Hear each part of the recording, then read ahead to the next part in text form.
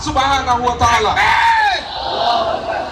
Mereka rela berdampingan dengan siapapun, bertetangga demi menunjukkan akhlak mulianya.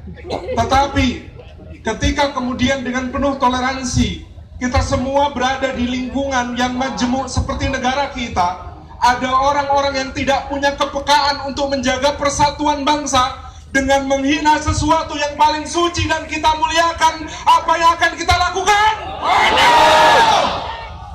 Sesungguhnya sejarah berbicara kepada kita. Tadi saya ditanya, kenapa ikut-ikutan yang seperti ini, Mas Salim? Saya jawab, perdamaian antara Salahuddin Al-Ayyubi dan Raja Baldwin keempat ketika itu tetap akan berlangsung. Tetapi Salahuddin memberi satu syarat. Apa itu? Reinhard de Chatillon, orang yang paling banyak melakukan kejahatan, mengusiri kaum muslimin dari kampung-kampungnya, merampaki orang-orang yang berhaji ketika itu ke Baitullah, dan melakukan penistaan kepada ayat-ayat suci, diserahkan kepada hukum. Allahu Akbar. Dan sejarah di Yogyakarta ini, mohon maaf, bukan sara, kita ingin sebut satu fakta sejarah. Tahu kenapa saudara-saudara Tionghoa tidak punya hak milik di wilayah Yogyakarta? Hanya mereka diberi hak guna bangunan semata-mata. Mohon maaf, ini fakta sejarah yang harus dilihat dan diakui. Pada agresi militer kedua Belanda, Desember 1948,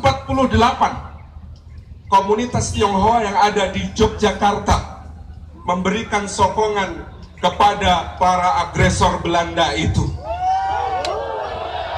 Maka pada tahun 1950, ketika tegak kembali NKRI kita dari Yogyakarta ini, mereka sudah bersiap-siap eksodus oleh Sultan Hamengkubuwono IX, Allah yarham. Mereka ditenangkan kemudian mengatakan, Anda meskipun berkhianat untuk kesekian kalinya kepada negeri ini, tetap kami akui sebagai tetangga, tidak perlu pergi, tinggallah di sini. Tapi mohon maaf, saya cabut satu hak Anda, yaitu hak untuk memiliki tanah, karena keserakahan Anda sepanjang sejarah.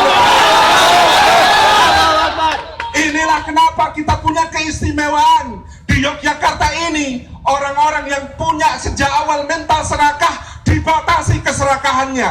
Dia yang menggusur-gusur ingin kemudian mendirikan imperiumnya sendiri dengan orang-orang yang kemudian kita tahu siapa didatangkan dari mana. Sesungguhnya harus segera diproses secara hukum, karena dia dengan serapan anggarannya yang rendah di DKI, semuanya dia bangun dengan fasilitas yang diberikan oleh para kontraktor, para pengembang yang tidak bisa diaudit, dan kita tidak tahu ada apa di balik itu. Proses hukum Ahok, insyaallah. Allahu Akbar.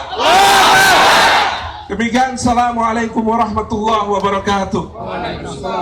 Saudara-saudara siap tertib.